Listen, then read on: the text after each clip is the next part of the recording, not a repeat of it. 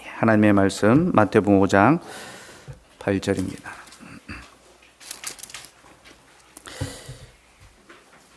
마태복음 5장 8절입니다. 제가 읽어드리겠습니다. 하나님의 말씀을 들으십시오. 마음이 청결한 자는 복이 있나니 그들이 하나님을 볼 것이며. 기도하겠습니다. 하나님, 오늘도 우리에게 주의 말씀 주셔서 감사합니다. 이 말씀 지난주에 들었던 말씀이지만 또 다르게 풀어서 우리에게 구원의 신비와 또 영생의 기쁨을 가르치시기를 소원하오니 성령 하나님 늘 새로운 은혜로 우리에게 역사하여 주옵소서. 예수님의 이름으로 기도드리옵나이다. 아멘. 지난주 우리는 마음이 청결한 자에 관하여 살펴보았습니다. 마음이 청결하다라는 것은 사람이 스스로 그 마음을 깨끗하게 먹는 것을 가리키지 않는다라고 했죠. 성경은 사람이 스스로 자기의 마음을 깨끗하게 할 수 없다라는 것을 가르쳐 줍니다. 그리고 사람이 어떻게 정결하게 되는지를 또 가르쳐 주죠. 곧 우리 속에서가 아니라 우리 외부에서 하나님의 은혜로 말미암아 우리가 온전함과 거룩함과 깨끗함을 덧입게 된다는 거죠. 이것이 율법이 보여주는 바 정결의 법칙입니다. 하지만 유대인들은 그 율법으로 참된 정결의 법칙을 깨닫지 못했고 그저 자신들의 외면만 깨끗하게 그렇게 하려고 했죠. 그래서 예수님께서는 너희의 외면은 깨끗할지라도 너희의 속은 더럽다 말씀하시면서 마음이 청결한 자는 오직 예수 그리스도의 속죄의 은혜, 곧 하나님께로부터 부어주는 은혜로 말미암아 거룩해진 자며 또한 그는 하나님 앞에서 자신의 마음을 지켜 거룩하게 살아간다. 이제 그렇게 말씀해 주셨고요. 그렇게 자신의 거룩함, 하나님께로부터 부어진 그 거룩함을 지키는 자에게 예수님께서는 그들이 하나님을 볼 것이다 라고 말씀해 주셨습니다. 그래서 마음이 청결한 자는 하나님을 볼 것이다 라고 했는데요. 하나님을 본다라는 것은 성경에서 아주 중요한 개념입니다. 그래서 오늘 저는 이것만 따로 떼어서 좀 살펴보려고 합니다. 오늘 설교의 대지는 다음과 같습니다. 첫째, 우리는 그리스도를 통하여 하나님을 봅니다. 둘째, 하나님을 본다는 것은 하나님을 아는 것입니다. 셋째, 하나님을 아는 것은 하나님과 교제하는 것입니다. 자, 첫 번째부터 볼까요? 여러분, 우리가 하나님을 볼 수 있는 길은요, 오직 예수 그리스도를 통해서만 가능합니다. 우리는 그리스도를 통하여 하나님을 볼 수 있으며 그리스도를 통하지 않고서는 하나님을 볼 수가 없습니다. 왜냐하면 범죄한 인간이 하나님을 본다는 것은요, 그 자체로 죽음을 의미하기 때문입니다. 출애굽기 33장 20절 말씀, 자, 한번 볼까요? 제가 주보에 넣어드렸습니다. 같이 읽어봅시다. 시작. 또 이르시되 내가 내 얼굴을 보지 못하리니 나를 보고 살 자가 없음이니라. 자, 이 말씀은 하나님이 모세에게 하신 말씀인데 모세가 하나님의 영광을 보기를 원했습니다. 그러자 하나님께서는 너는 내 얼굴을 보지 못할 것이다. 왜냐하면 나를 보고 살 자가 없기 때문이다. 그렇게 말씀하셨습니다. 그래서 모세에게 하나님께서 얼굴은 가리우시고 등만 딱 보여주셨죠. 그렇죠? 왜 그렇습니까? 모세가 아무리 대단한, 하나님께서 모세를 가리켜 내가 그를 대면하여 친구같이 만났다라고 그렇게 말씀해 주셨는데, 아무리 대단한 하나님의 임재 앞에서 하나님의 그 영광을 배우고 알고 또 전하는 그런 탁월한 자라 하더라도 그는 범죄한 죄인이기 때문에 의로우신 하나님 앞에 설 수 없는 거죠. 그래서 그 영광을 목도할 때에 그는 죽임을 당할 수밖에 없습니다. 그래서 하나님께서 범죄한 인간을 보호하기 위하여, 보존해 주시기 위하여 자신의 얼굴을 가리우시고 그 등만 이제 보여주셨던 거죠. 요한복음 1장 18절에서는 또 우리에게 이렇게 말합니다. 자, 같이 읽읍시다. 시작. 본래 하나님을 본 사람이 없으되 아버지 품속에 있는 독생하신 하나님이 나타내셨느니라. 자, 사도 요한은 본래 하나님을 본 사람이 없다라고 합니다. 본래 하나님을 본 사람이 없다. 하나님을 볼 수 없다라는 거죠. 근데 요한이 말하는 이 하나님을 본 사람이 없다라는 것은 구약 시대의 사람들을 가리켜서 하는 말입니다. 곧 구약 시대에는 그 누구도 하나님을 볼 수 없었다는 겁니다.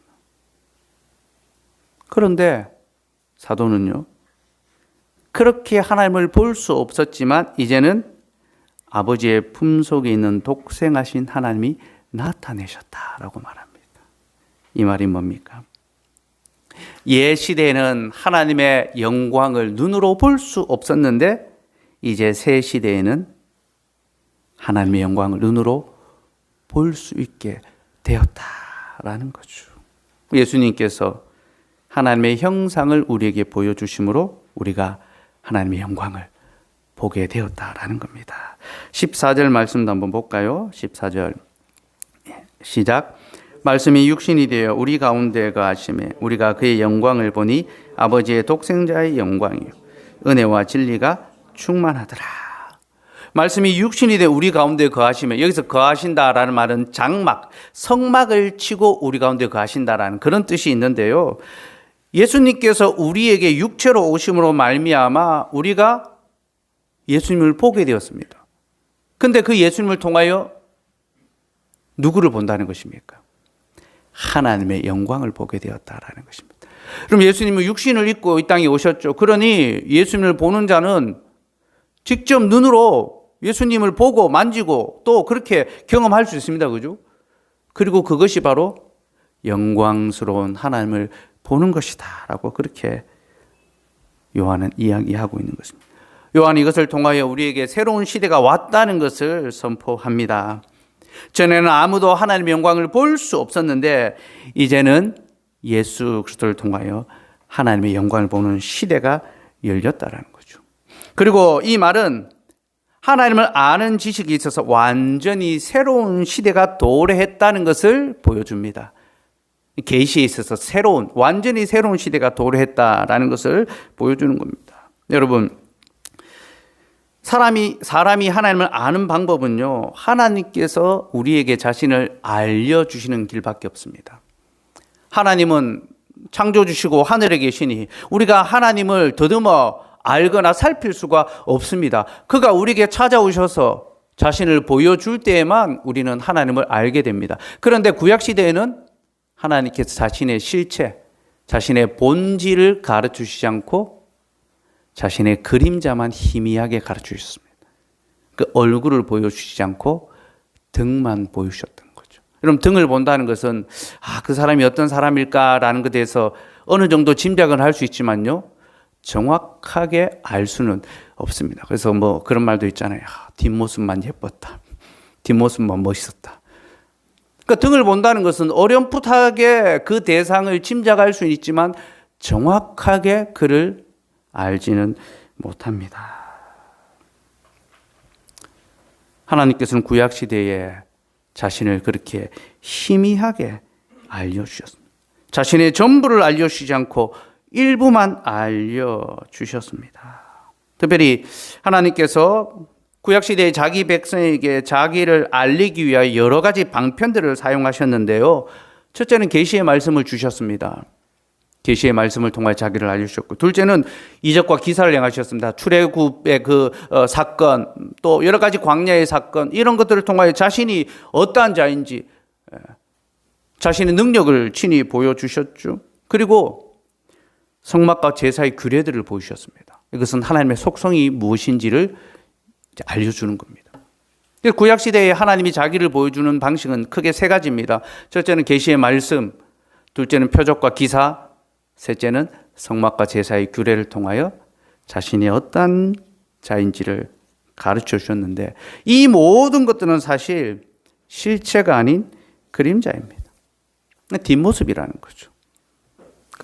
그러니까 이런 것들을 통해서 하나님을 알지만 희미하게, 그림자를 보면서 희미하게 알 수밖에 없다는 겁니다.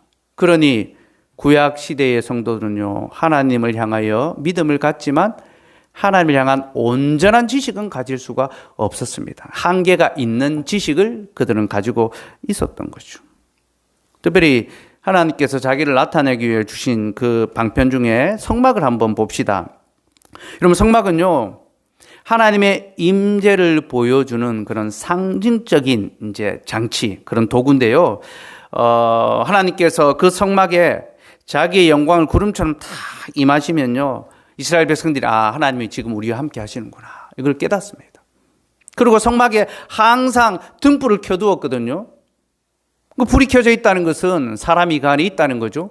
그러니까 성막은 하나님의 집이니 하나님께서 자신의 집에서 자기 백성과 거주하신다, 함께 해주신다. 이 교훈을 이제 성막을 통하여 하나님께서 이제 보여주셨는데요. 참 아이러니하게도 성막이 하나님의 임재와 영광을 보여주는데, 정작 그 성막에 하나님의 영광의 광채가 나타날 때 사람들 중에 아무도 그 영광을 눈으로 바라보지 못합니다. 출애굽기 40장 34절에서 35절을 볼까요? 같이 읽읍시다. 시작. 구름이 회막에 덮이고 여호와 영광이 성막에 충만하매 모세가 회막에 들어갈 수 없었으니 이는 구름이 회막 위에 덮이고 여호와 영광이 성막에 충만함이었으며. 자, 출애굽기의 마지막 결론인데요. 출애굽기는 이제 이스라엘에서 구출되는 것으로 시작해서 하나님의 집을 건설하는 것으로 이제 마칩니다. 그게 구속의 역사. 그러니까 우리가 구원받는다라는 것은 죄에서 구출받아서 하나님의 집, 하나님의 몸된 교회를 건설하는 것이 우리의 구원의 완성으로 나아간다라는 것을 우리는 이제 기억해야 되는데, 어쨌든 하나님께서 명하신 그대로 이제 성막을 다 지었습니다. 그러니까 하나님께서 약속하신 그대로 그 성막에 자신의 영광을 나타내셨습니다. 구름이 그 위에 탁 덮었죠. 그런데 그렇게 성막에 하나님의 영광의 구름이 임하니까 모세가 어떻게 합니까? 회막에 들어갈 수가 없었습니다. 그는 회막을 비워야 했습니다. 성막은 제사장들이 또 모세가 들어가면서 하나님 앞에서 정결 예식을 하며 제사를 하고 하나님의 어떤 임재를 경험하는 그런 현장이잖아요. 그죠? 근데 정작 거기에 하나님의 영광의 광채가 임하니까 모세마저도, 가장 뛰어난 선지자요 제사장이었던 모세마저도 그 성막을 비워야만 했습니다. 하나님의 영광을 목도할 수 없고, 그 영광의 광채가 너무나 빛나서 인간은 감히 범접할 수가 없는 거죠. 그렇죠? 성경은 바로 이러한 원리를 우리에게 보여줍니다. 하나님의 영광은 너무나 빛나서 인간은 감히 그 영광 앞으로 나아갈 수 없다. 그게 율법의 시대, 구약의 시대가 보여주는 그 모든 핵심입니다. 그래서 구약은요, 온전한 지식에 나아가지 못하기 때문에 그 한계를 극복하기 위하여 새로운 계시가 필요하고 그것을 바라보는 것으로 흘러가고 있습니다. 그리고 요한 사도는 바로 그 새 시대, 구약의 성도들이 말씀과 표적과 율법과 그 모든 제사의 규례를 통하여 새로운 시대, 이제는 모든 장막, 가려운 것이 거쳐지고 하나님을 직접 볼 수 있는 그러한 시대를 오기를 간절히 기대했는데, 바로 그 시대가 왔다라고 요한이 선언하고 있는 거죠. 말씀이 육신이 되어 우리 가운데 거하심에 우리가 그의 영광을 보니 아버지의 독생자의 영광이요 은혜와 진리가 충만하더라.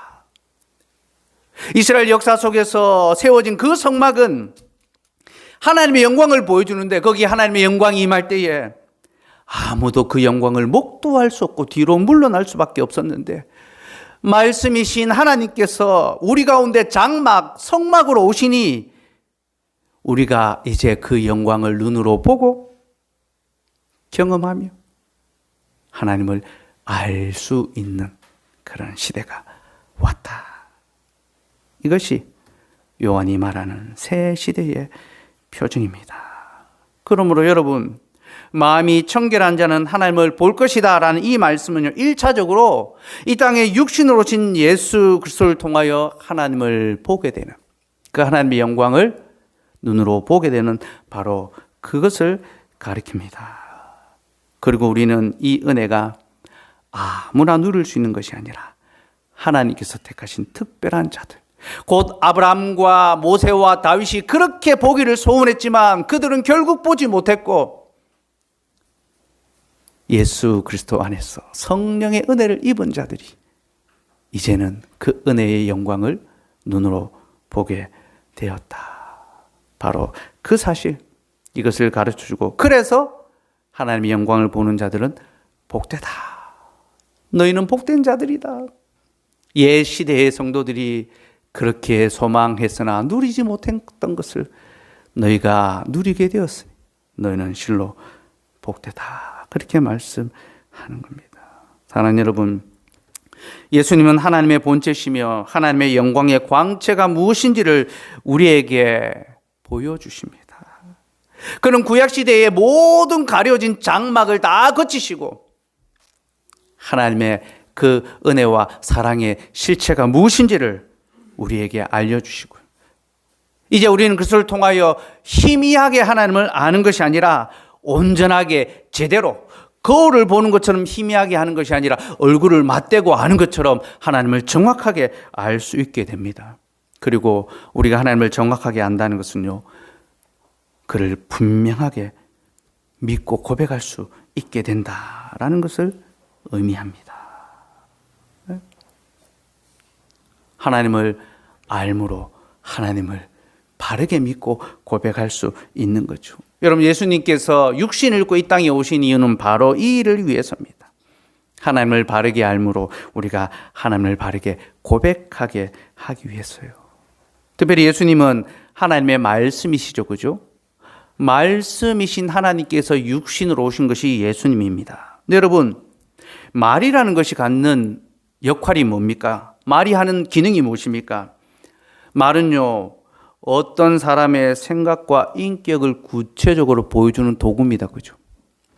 그 사람의 말 속에 그 사람이 어떤 사람인지가 드러납니다. 인간의 됨됨이와 인품과 성격과 살아온 과정이 그 말 속에 다 이제 드러나죠. 그죠? 말 실수가 많다, 말이 험하다라는 것은 그가 그런 인생을 살아왔다라는 것을 보여주는 겁니다.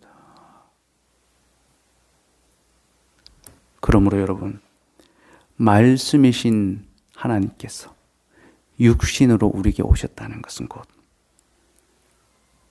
그 예수님께서 하나님의 본체, 하나님의 본질, 하나님의 속성, 하나님의 그 성품이 어떠한지를 우리에게 가르쳐 주신다. 그런 의미가 있습니다. 여러분, 우리가 하나님을 알기를 소원한다면요, 우리는 예수님의 삶과 또 그 사역과 그 말씀을 깊이 들여다 보아야 합니다. 그러면 우리는 하나님의 존재적 본성이 무엇이며, 또 하나님의 그 성품적 속성이 무엇이며, 또한 하나님의 그 사역적 특성이 무엇인지를 깨달아 알게 됩니다. 아, 하나님은 이렇게 존재하시고, 하나님은 이런 성품을 갖고 계시고, 하나님은 이런 사역을 행하시는구나. 예수님을 통하여 다 깨달아 알게 되는 거죠. 그렇다면 여러분, 예수님께서 보여주시는 하나님의 존재적인 본성이 무엇일까요? 이는 곧 하나님께서 성부와 성자와 성령 하나님 삼위일체로 존재하신다는 겁니다. 예수님은 자신을 하나님의 아들로 나타내셨습니다. 그렇죠? 나는 아들이다. 그리고 성부를 아버지로 드러내십니다. 내 아버지요. 그리고 성령을 하나님의 영, 곧 아버지와 아들의 영으로 소개합니다. 그죠? 그러므로 우리는 예수 그리스도를 통하여 하나님께서 성부와 성자와 성령 하나님 삼위일체로 존재하신다라는 것을 알게 됩니다. 여러분, 이 삼위일체 하나님은요, 하나님의 존재적 본질이지만 하나님은 본래 그렇게 존재하시는데요, 예수님이 오시기 전에는 한 번도 이렇게 알려지지 않았던 그 신앙의 신비에 속한 것입니다. 구약시대는 이것이 잘 감추어져 있었습니다. 아주 귀한 것이기 때문에 덮어져 있었고 감추어져 있었죠. 그런데 이제 예수 그리스도가 오심으로 말미암아 그 영광의 진리가 밝히 드러나게 된 거죠. 예수님께서는 하나님의 본질이 무엇인지를 우리에게 보여주십니다. 그는 성부와 성자와 성령 삼위일체 하나님으로 거하시고요. 하나님의 영광의 본체가 무엇인지를 가르쳐 주시고 이것을 통하여 우리가 하나님을 참된 믿음으로 고백할 수 있게 주셨습니다. 여러분, 오늘 우리가 니케아 신경을 고백했는데요. 니케아 신경은 성부와 성자와 성령 하나님에 대한 분명한 지식을 고백하는 신앙 고백이지요. 교회가 자신들의 첫 신앙 고백으로 삼위일체 하나님에 대한 분명한 것을 고백했습니다. 그런데 여러분, 이렇게 교회가 삼위일체 하나님을 고백할 수 있게 된 그 배경이 무엇입니까? 그 비결이 무엇입니까? 예수님께서 이 땅에 오셔서 하나님께서 성부와 성자와 성령으로 거하신다는 것을 가르쳐 주셨기 때문이죠. 보여주셨기 때문이죠. 그래서 우리가 성부, 성자, 성령 삼위일체 하나님으로 하나님을 고백하며 신앙할 수 있게 된 것입니다. 여러분, 이는 참으로 우리에게 귀한 복입니다. 왜냐하면 구약의 성도들이 이것을 그렇게 사모하고 알기를 원하고 보기를 원하였으나 그들은 끝내 그것을 보지 못하고 죽었는데 하나님께서는 예수 그리스도를 통하여 우리에게 이것을 알려주셨기 때문에 이것은 참으로 복된 은혜며 귀한 것이죠. 이렇게 우리는 하나님을 본다는 것을 통하여 하나님이 누구신지를 알아갑니다. 그리고 하나님이 본질적으로 성부, 성자, 성령 삼위일체 하나님으로 거하신다는 것은요, 우리의 신앙에 있어서 아주 결정적인 어떤 우리의 신앙을 결정한 아주 중요한 요소가 됩니다. 왜냐하면요, 하나님께서 삼위로 계신다는 것은 삼위 하나님께서 영원한 교제를 나누신다는 것이고, 교제를 나누시는 하나님을 안다는 것은 우리 또한 그 교제 안으로 들어가는 것을 의미하는 것이기 때문입니다. 그래서 여러분, 하나님을 안다는 것은요, 하나님과 교제하게 되는 것을 가리킵니다. 히브리인들에게 안다는 것은 단순한 지식적인 알을 의미하는 것이 아닙니다. 내가 몰랐던 것, 지식을 알고 깨닫는 것, 그것이 아는 것이 아닙니다.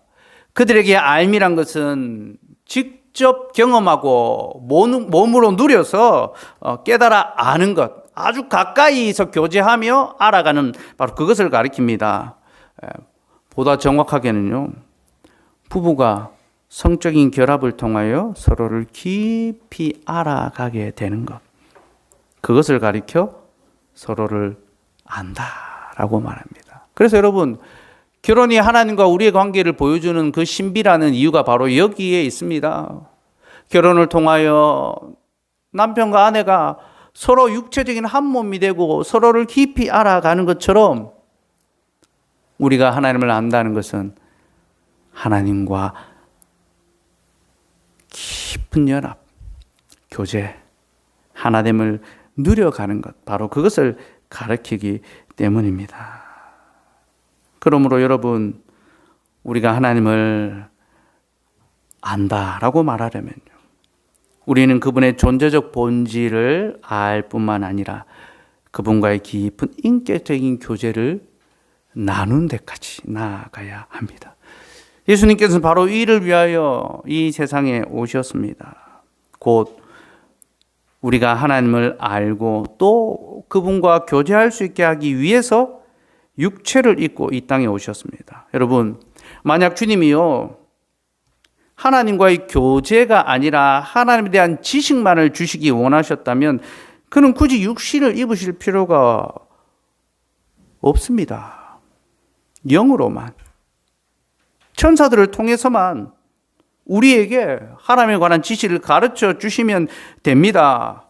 그러나 하나님을 안다는 것이 하나님과 교제하며 그와 연합하고 그를 경험하는 것, 바로 그것을 가르쳐 주시기 위하여 예수님은 우리 가운데 육체로 오셨습니다. 그래서 우리와 더불어 함께 살아 주셨죠.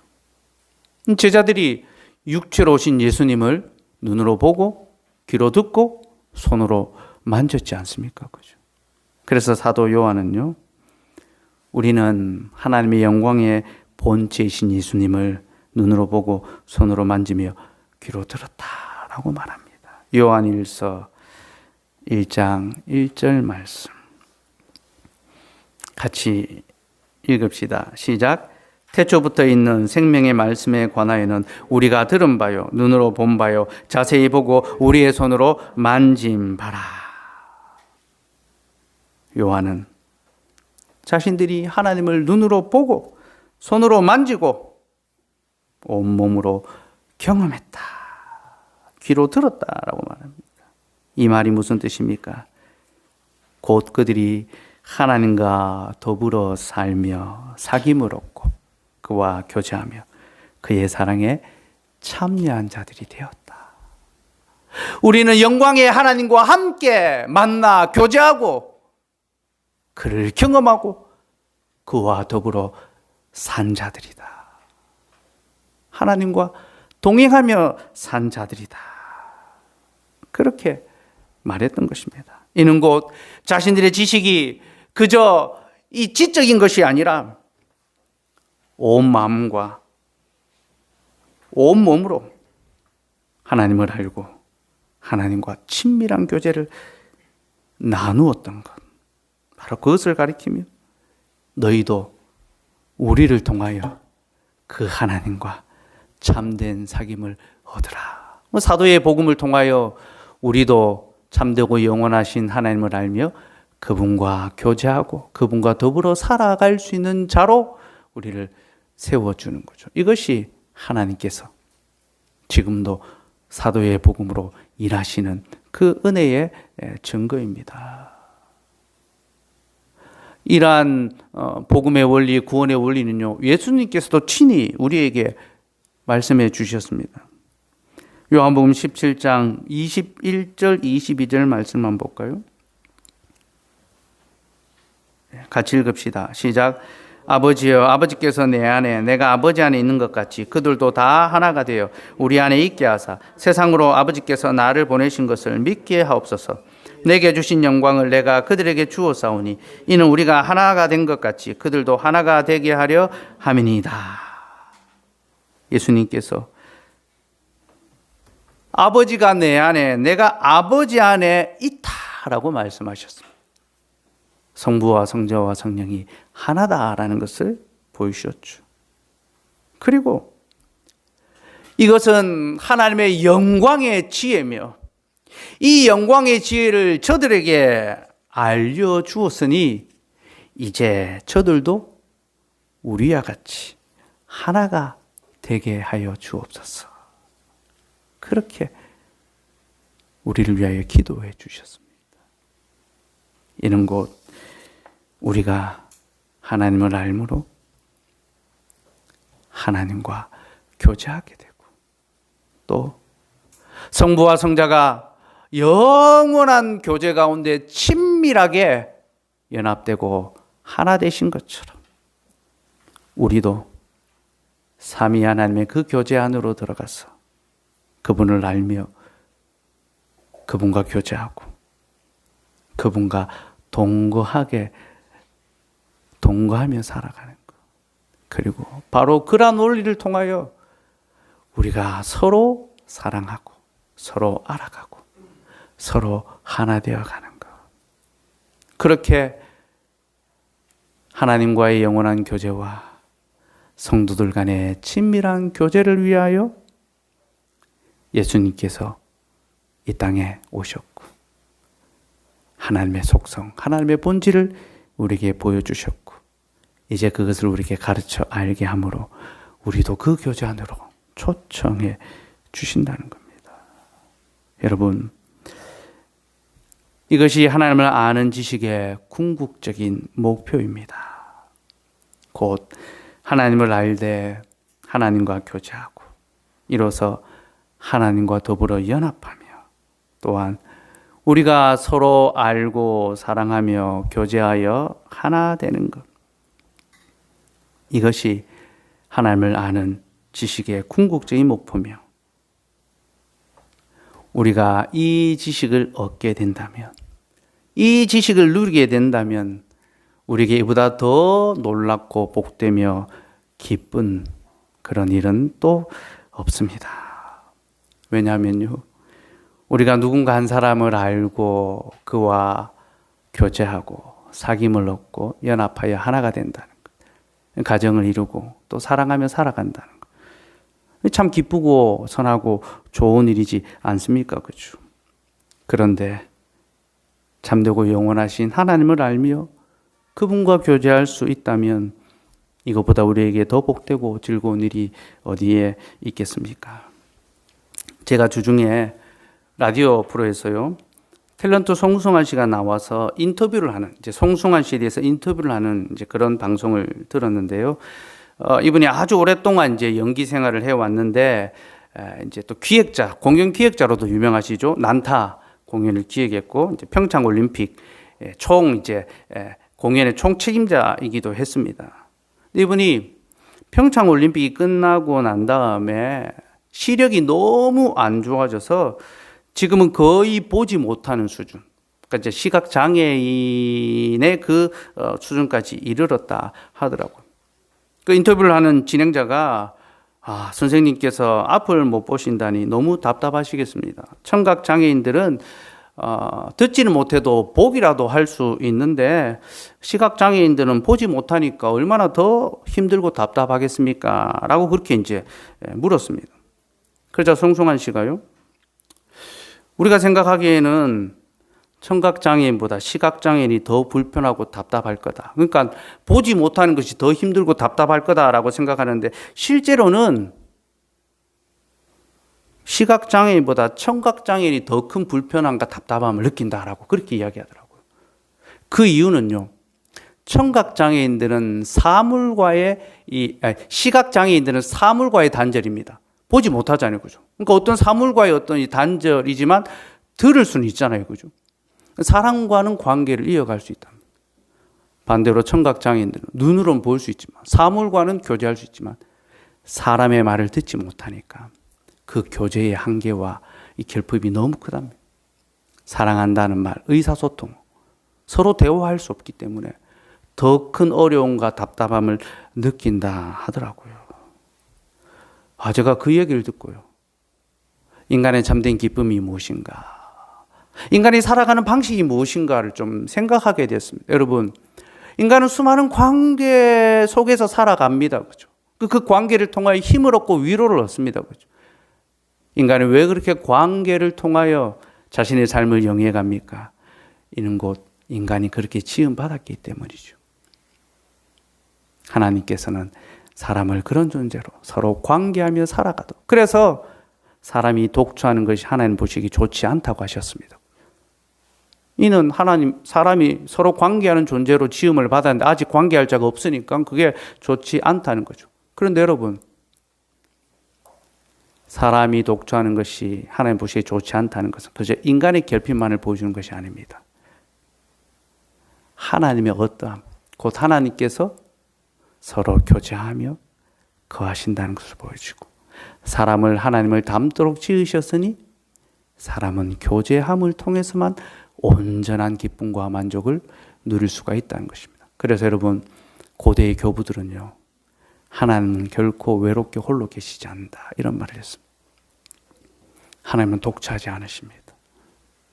하나님은 삼위 하나님으로 교제하시고 사랑하시고 연합하고 계십니다. 그리고 우리에게 그 복되고 참되고 영원한 진리, 곧 창조 때 주셨던 그 지혜를 다시 회복시켜 주심으로 우리가 참되고 영원하신 삼위 하나님을 알고